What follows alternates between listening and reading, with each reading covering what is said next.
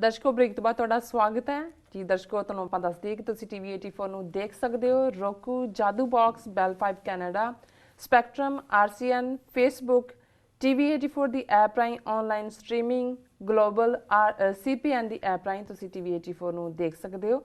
ਹੁਣ ਆਪਾਂ ਮੁੱਦੇ ਵੱਲ ਆਉਂਦੇ ਹਾਂ। ਜੀ ਡਾਕਟਰ ਸਾਹਿਬ, ਅੱਜ ਦਾ ਜਿਹੜਾ ਥਰਡ ਮੁੱਦਾ ਹੈਗਾ ਉਸ ਬਾਰੇ ਤੁਸੀਂ ਕੀ ਕਹਿਣਾ ਚਾਹੋਗੇ? ਪਿਛਲੇ ਸੈਕਸ਼ਨ 'ਚ ਮੈਂ ਮੈਸੇਜ ਨਹੀਂ ਸੀ ਲੈ ਸਕਿਆ, ਕੋਈ ਟੈਕਨੀਕਲ ਪ੍ਰੋਬਲਮ ਆ ਰਹੀ ਸੀ ਜੀ। ਕੁਛ ਮੈਸੇजेस ਨੇ। ਵੀਰ ਭੁਪਿੰਦਰ ਸਿੰਘ ਲਿਖਦੇ ਨੇ ਵਾਹਿਗੁਰੂ ਜੀ ਕਾ ਖਾਲਸਾ ਵਾਹਿਗੁਰੂ ਜੀ ਕੀ ਫਤਿਹ। ਮੋਹਨਜੀਤ ਸਿੰਘ ਖਾਲਸਾ ਲਿਖਦੇ ਨੇ ਸਤਿ ਸ਼੍ਰੀ ਅਕਾਲ ਡਾਕਟਰ ਸਾਹਿਬ। ਕੁਲਦੀਪ ਸਿੰਘ ਖਮ ਖਾਲਿਸਤਾਨ ਜ਼ਿੰਦਾਬਾਦ, very good job doctor Sahib ji, thank you. ਬਲਹਾਰ Singh Kang Waheguru ji ਕਾ ਖਾਲਸਾ ਵਾਹਿਗੁਰੂ ਜੀ ਕੀ ਫਤਿਹ ਜੀ, ਖਾਲਿਸਤਾਨ ਜ਼ਿੰਦਾਬਾਦ। ਬਸ਼ਰਤ ਅਲੀ ਜੀਓ ਸਰਦਾਰ ਜੀ, ਬਹੁਤ ਬਹੁਤ ਸ਼ੁਕਰੀਆ ਬਸ਼ਰਤ ਜੀ। ਭੁਪਿੰਦਰ ਸਿੰਘ ਲਿਖਦੇ ਨੇ ਡਾਕਟਰ ਸਾਹਿਬ ਵਾਹਿਗੁਰੂ ਜੀ ਕਾ ਖਾਲਸਾ ਵਾਹਿਗੁਰੂ ਜੀ ਕੀ ਫਤਿਹ। ਡਾਕਟਰ ਸਾਹਿਬ, ਸਾਡੇ ਲੋਕਾਂ ਦਾ ਹਾਲ ਵੀ ਪੰਜਾਬ 'ਚ ਖੂਹ ਦੇ ਡੱਡੂ ਵਾਲਾ ਹੋਇਆ ਹੈ। ਵੋਟਾਂ ਵਾਲੇ ਖੂਹ ਤੋਂ ਬਾਹਰ ਉਹ ਸੋਚ ਨਹੀਂ ਸਕਦੇ। ਦਾਸ ਨੂੰ ਯਾਦ ਹੈ ਜਦੋਂ 1997 'ਚ ਬਾਦਲ ਕਾਂਗਰਸ ਦੀ ਸਰਕਾਰ ਤੋਂ ਬਾਅਦ ਆਇਆ ਸੀ, ਲੋਕ ਕਾਂਗਰਸ ਤੋਂ ਬਹੁਤ ਦੁਖੀ ਹੋ ਚੁੱਕੇ ਸਨ। ਬਸ ਬਾਦਲ ਦੇ ਦਿੱਤੇ ਲਾਲਚ ਫਸ ਗਏ। ਹੁਣ ਬਾਦਲ ਨੂੰ ਗਾਲਾਂ ਕੱਢ ਰਹੇ ਨੇ ਬਹੁਤੇ ਲੋਕ। ਤਾਂ ਵੋਟਾਂ ਦੇ ਬਦਲ ਦੀ ਸੋਚ ਤੇ ਰਾਜ਼ੀ ਨਹੀਂ, ਉੱਦਾਂ ਭਾਵੇਂ ਰੋਈ ਪਿੱਟੀ ਜਾਣ। ਇਹ ਬਿਲਕੁਲ ਇਹਨਾਂ ਨੇ ਠੀਕ ਕਿਹਾ। ਇੱਕ ਤਾਂ ਜਿਵੇਂ ਕਿਹਾ ਜਾਂਦਾ ਹੈ ਕਿ ਵੀ ਪਬਲਿਕ ਮੈਮਰੀ ਬੜੀ ਸ਼ਾਰਟ ਹੁੰਦੀ ਹੈ ਜੀ, ਔਰ ਦੂਸਰਾ ਇਸ ਸਾਰੇ ਦੇ ਨਾਲ ਜਿਵੇਂ ਉਹਨਾਂ ਨੇ ਵੀ ਇਸ ਕਿਸਮ ਦਾ ਸਿਸਟਮ ਬਣਾਇਆ ਹੈ ਕਿ ਵੀ ਇੱਧਰ ਵੀ ਉੱਧਰ ਵੀ ਚਾਰੋਂ ਪਾਸੇ ਏਜੰਸੀਆਂ ਦੀ ਖੇਡ ਹੈ।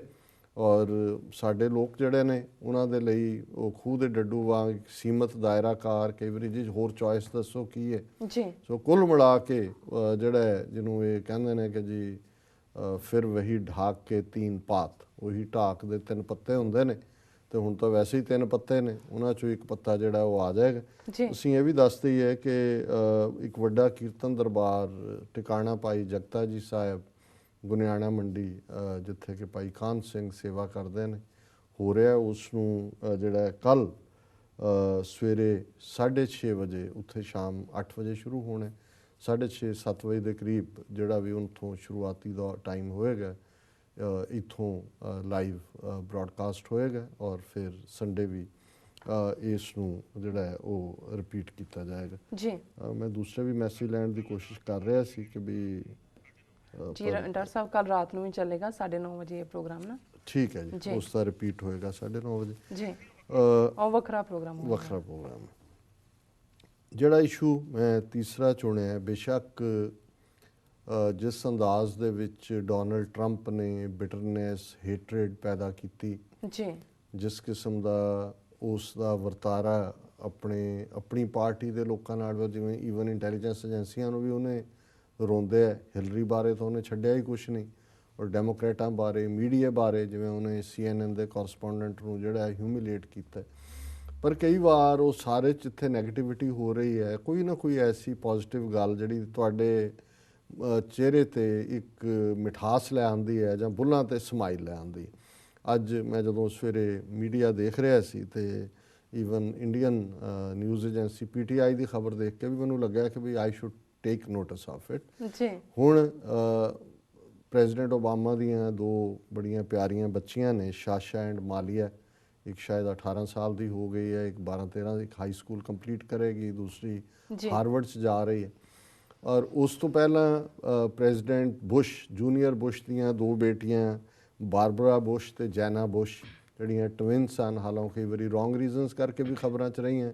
ਉਹਨਾਂ ਨੂੰ ਟੀਨ ਏਜ ਦੇ ਵਿੱਚ ਹੀ ਸ਼ਰਾਬ ਦੀ ਲੱਤ ਲੱਗ ਗਈ, ਕਈ ਵਾਰੀ ਟ੍ਰੈਫਿਕ ਦੀਆਂ ਟਿਕਟਾਂ ਮਿਲੀਆਂ, ਔਰ ਜਿਹੜਾ ਕਾਉਂਸਲਿੰਗ ਵਗੈਰਾ ਵੀ ਲੈਣੀ ਪਈ। ਪਰ ਮੈਨੂੰ ਹਾਲਾਂਕਿ ਜਿਹੜਾ ਉਹ ਜੂਨੀਅਰ ਬੁਸ਼ ਦੇ ਵੇਲੇ ਵੀ ਜਿਹੜੀ ਪ੍ਰੈਜ਼ੀਡੈਂਸ਼ੀਅਲ ਰੇਸ ਸੀ ਡੈਮੋਕ੍ਰੇਟਾਂ ਦੇ ਨਾਲ, ਬਿਟਰਨੈਸ ਵਾਲਾ ਮਾਹੌਲ ਸੀ।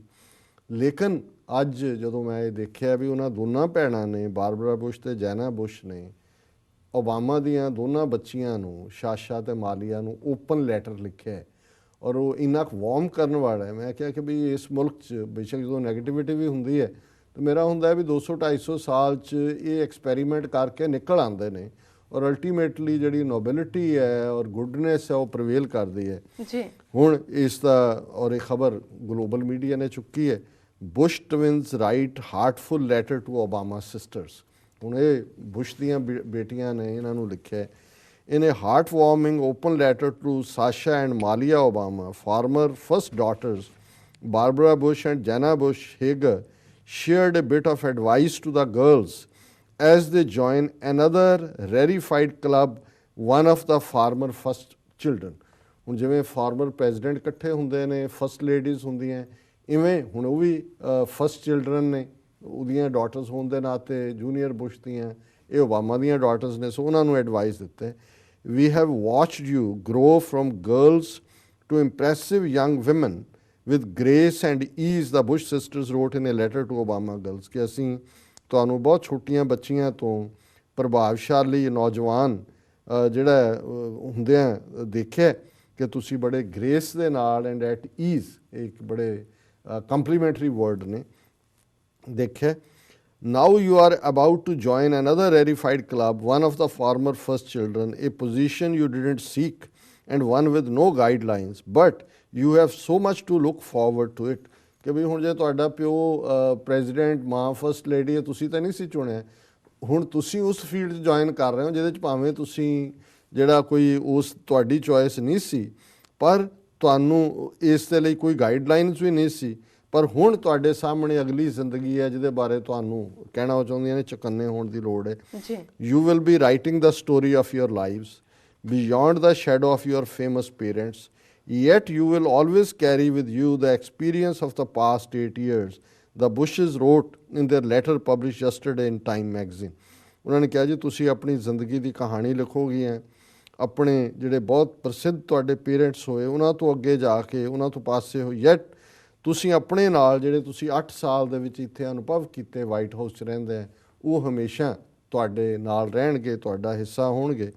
The Bush daughters, who first became familiar with the White House during the presidency of their grandfather, George H.W. Bush, recalled returning to the executive mansion in 2008 as young women to show the Obama girls around.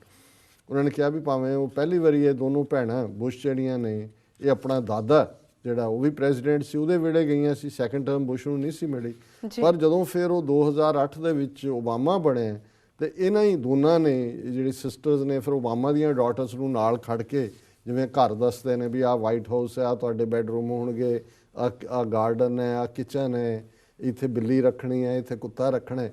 ਸੋ ਹੁਣ ਉਹਨਾਂ ਦੇ ਲਈ ਵੀ ਹੁਣ 8 ਸਾਲ president Obama ਨੇ ਵੀ ਕੱਢੇ ਨੇ. They gave them a tour of bedrooms that once belonged to them and showed them how to slide down the banister of solarium. ਉਹ ਸਾਰਾ ਚੀਜ਼ ਵੀ ਆਹ ਹੈ, ਇਵੇਂ ਕਿਵੇਂ ਸਲਾਈਡ ਡਾਊਨ ਕਰਨਾ ਹੈ, ਇਹ ਤੁਹਾਡੇ ਬੈਡਰੂਮ ਨੇ. In 8 years, ਹੁਣ ਲਿਖਦੀਆਂ ਨੇ, in 8 years you have done so much, seen so much, the Bush sisters write, noting Malia and Sasha's meeting with Nelson Mandela in the cell where he was imprisoned for decades, as well as trips with their mother to Liberia and Morocco to speak with girls about the importance of education. ਹੁਣ ਇਹ ਇਹਨਾਂ ਨੇ ਜਦੋਂ Mandela ਨੂੰ ਮਿਲੇ ਨੇ parents Obama and ਮਿਸ਼ਲ, ਤੇ ਕੁੜੀਆਂ ਵੀ ਨਾਲ ਸੀ, ਸੋ ਉਹਨਾਂ ਨੂੰ ਯਾਦ ਕਰਵਾ ਤੁਸੀਂ ਬਹੁਤ ਕੁਝ ਦੇਖਿਆ ਇਹਨਾਂ ਸਾਲਾਂ 'ਚ, ਔਰ ਹੁਣ ਜਿਹੜਾ ਇਹ ਤੁਹਾਡੇ ਲਈ ਬੜਾ ਕਲੋਜ਼ ਐਕਸਪੀਰੀਅੰਸ ਹੈ, ਇਹਦੀ ਇੰਪੋਰਟੈਂਸ ਹੈ. ਤੁਸੀਂ ਲਾਇਬੇਰੀਆ ਔਰ ਮੋਰਾਕੋ ਵੀ ਨਾਲ ਗਈਆਂ ਆਪਣੀ ਮਾਂ ਦੇ.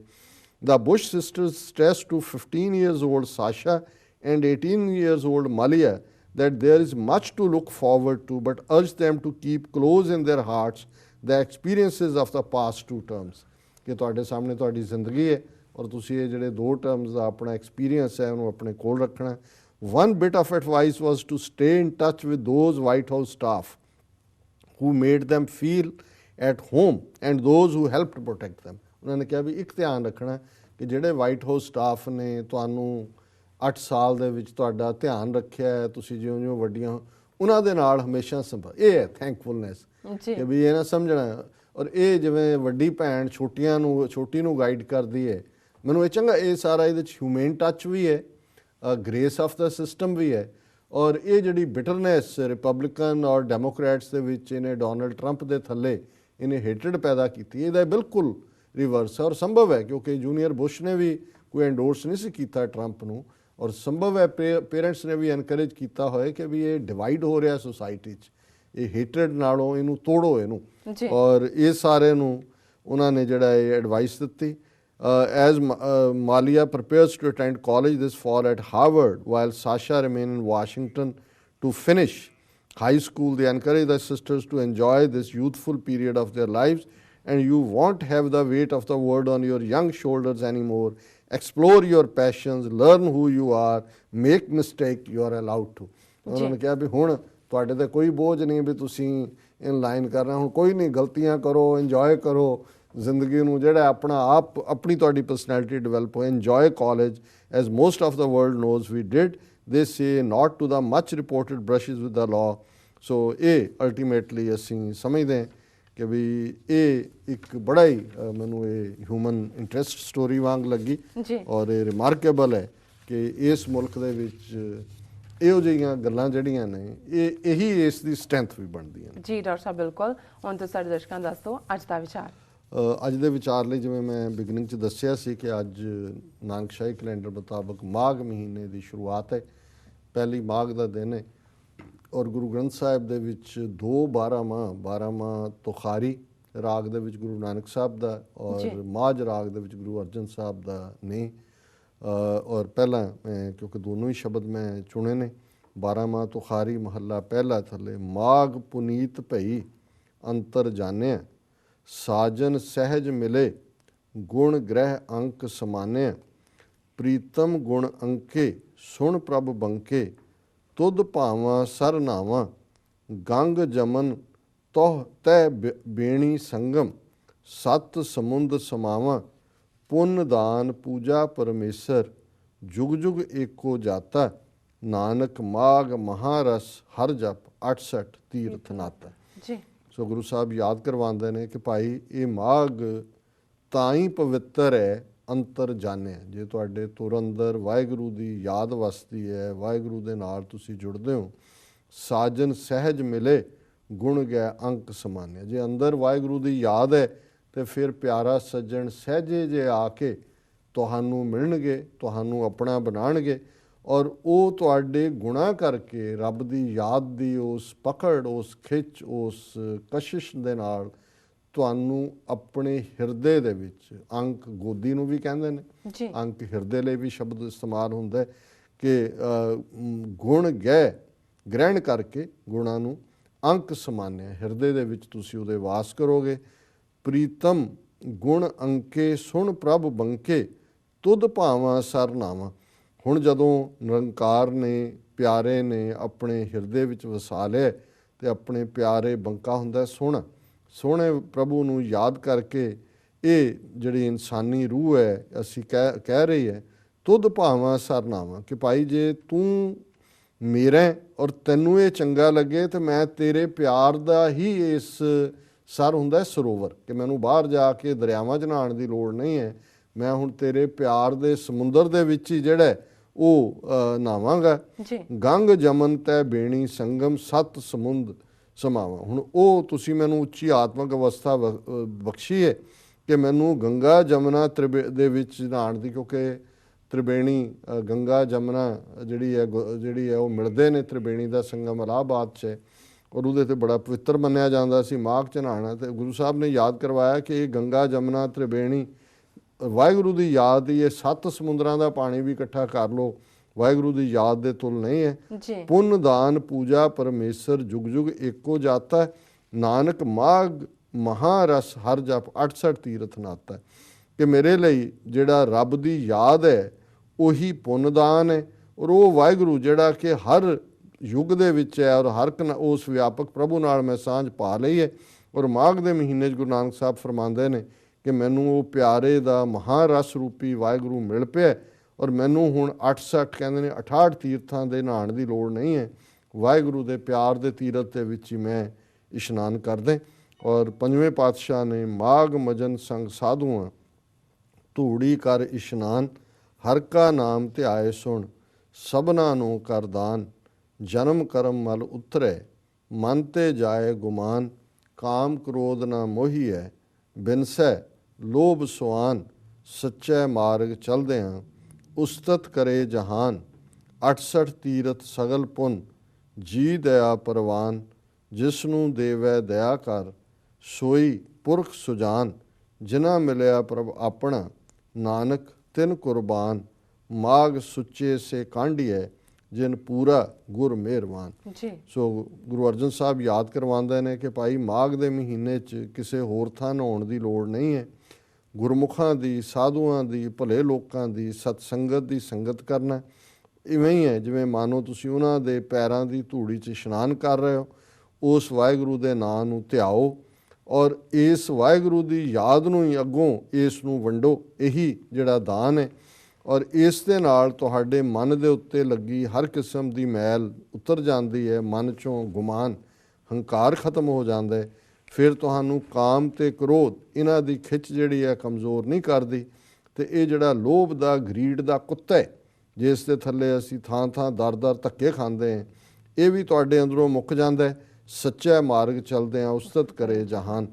ਜਦੋਂ ਅਸੀਂ ਇਸ ਸੱਚ ਦੇ, ਵਾਹਿਗੁਰੂ ਦੇ ਪਿਆਰ ਦੇ ਰਸਤੇ 'ਤੇ ਤੁਰਦੇ ਹਾਂ ਤਾਂ ਫਿਰ ਇਸ ਦੀ ਚਾਰ ਚੁਫੇਰੇ ਸਿਫਤ ਹੁੰਦੀ ਹੈ। 68 ਤੀਰਥ ਸਗਲ ਪੁੰਨ ਜੀ ਦਿਆ ਪ੍ਰਵਾਨ।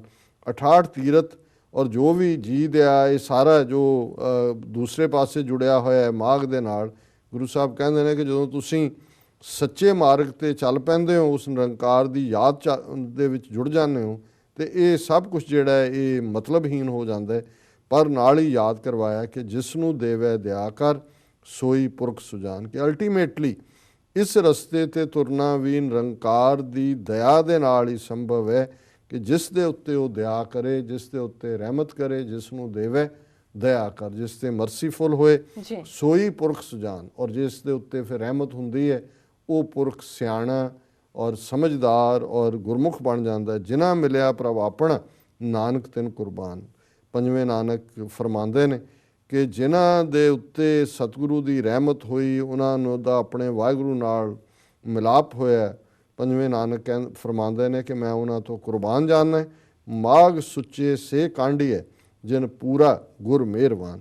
ਕਿ ਭਾਈ ਇੱਥੇ ਜੀਵਨ ਦੇ ਵਿੱਚ ਝੂਠਾ ਤੇ ਝੂਠਾ, ਬਹੁਤ ਸਾਰੇ ਅਸੀਂ ਝੂਠ ਦੇ ਵਿੱਚ ਜੀ ਰਹੇ ਹਾਂ, ਪਰ ਜੇ ਨਿਰੰਕਾਰ ਦੀ ਮਿਹਰ ਹੋਏ, ਮਾਘ ਦਾ ਮਹੀਨਾ ਸਾਡੇ ਲਈ ਉਹਦੀ ਯਾਦ ਦਾ ਮਹੀਨਾ ਬਣ ਜਾਏ ਤੇ ਫਿਰ ਉਹ ਸਾਨੂੰ ਸੁੱਚੇ ਬਣਾ ਕੇ ਕੱਢ ਲਏ ਔਰ ਉਹਨਾਂ ਨੂੰ ਹੀ ਕੱਢੇਗਾ ਜਿਨ ਪੂਰਾ ਗੁਰ ਮਿਹਰਬਾਨ, ਕਿ ਜਿਨ੍ਹਾਂ ਦੇ ਉੱਤੇ ਸਤਿਗੁਰੂ ਆਪ ਮਿਹਰਬਾਨ ਹੁੰਦੇ ਨੇ। ਸੋ ਇਹ ਅੱਜ ਦਾ ਵਿਚਾਰ ਜੀ। ਡਾਕਟਰ ਸਾਹਿਬ ਤੁਹਾਡਾ ਬਹੁਤ ਬਹੁਤ ਸ਼ੁਕਰੀਆ, ਤੁਸੀਂ ਅੱਜ ਦੇ ਇਸ਼ੂ ਤੇ ਅੱਜ ਦਾ ਵਿਚਾਰ ਸਾਡੇ ਦਰਸ਼ਕਾਂ ਨਾਲ ਸਾਂਝਾ ਕੀਤਾ। ਇਸ ਨਾਲ ਆਪਣੇ ਵਿਊਅਰਸ ਕੋਲ ਲੈਣੇ ਇਜਾਜ਼ਤ। ਵਿਊਅਰਸ, ਸਾਡੇ ਪ੍ਰੋਗਰਾਮ ਦਾ ਸਮਾਂ ਇੱਥੇ ਸਮਾਪਤ ਹੁੰਦਾ। ਤੁਸੀਂ ਆਪਣੀ ਰਾਏ ਤੇ ਸੁਝਾਅ ਸਾਨੂੰ ਭੇਜਣਾ ਭੁੱਲਣਾ ਸਾਡੇ ਇਸ ਪਤੇ ਤੇ sos@tv84.tv ਤੇ ਅਸੀਂ ਆਪਣਾ ਪ੍ਰੋਗਰਾਮ ਲੈ ਕੇ ਫਿਰ ਦੁਬਾਰਾ ਤੁਹਾਡੇ ਸਾਹਮਣੇ ਮੁੱਖ ਹੋਵਾਂਗੇ।